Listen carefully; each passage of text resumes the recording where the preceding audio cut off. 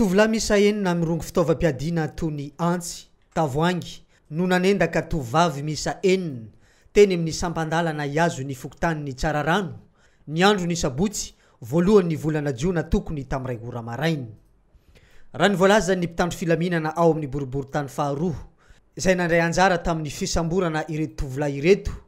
Tovolahy iray mbola tsy ampitoana no sarona eny amin'ny mpitandro filaminana amin'izao fotoana izao.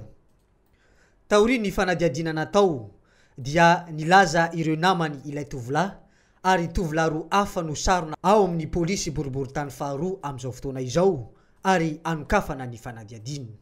Ny maraina be amin'ny Sabotsy fa voalohan'ny volana Jolay teo, tokotokony tamin'iray teo, nisy vehivavy enim-bavy avy niaritory mody nanaraka ny lalana amin'ny croisement Tsararano iny nandalo tao amin'ny collège Nobel. Tamin'izay indrindra dia nisy andian-jatovo enin-dahy nanakana azy ireo nanaraka napiseho antsy lavalela, tavoangy sy fitaovana maromaro nanakana azy ireo zany nangataka nanao antery ny zavatra rehetrarehetra misy tany amin'izareo.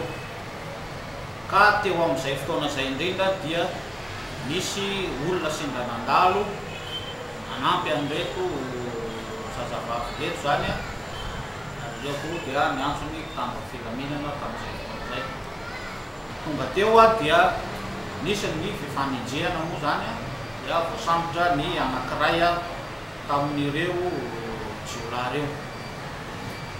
Nanomboka teo dia nataon'ny mpitandro filaminana ny fanadiadiana mahakasika ireo andian-jatovo manao ny fandravana amin'iny toerana iny.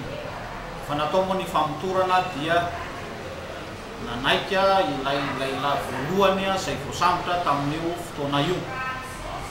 Rehefa nanaiky ny zavatra nataony izy dia nanondro ihany koa ny namany izay atidoha niara-mikotrika ny asa ratsy toy izao. Vokatra zany dia niroso tamin'ny fisamborana ireo namany koa izahay teto amin'ny 2e arrondissement Mahabibo. Voasambotra tamin'izany ny roalahy izay mbola tsy ampitaona satria dia manodididina ny 17 taona eo zany izy roalahy.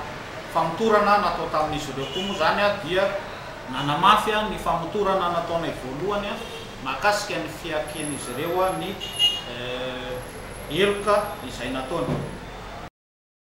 Atolotry ny fampanaovana tsy ho ela ireo tovolahy telo ireo fa mbola karohana kosa ireo namany telo izay tomponantoka sy nandray anjara tamin'ny fanendahana. Tsara ny manamarika tsy misy zavatra lasa tamin'ireo vehivavy izay voaentaka ireo noho ny ezaka nataon'ny mpitandro filaminana sy ny vahoaka eny manodidina.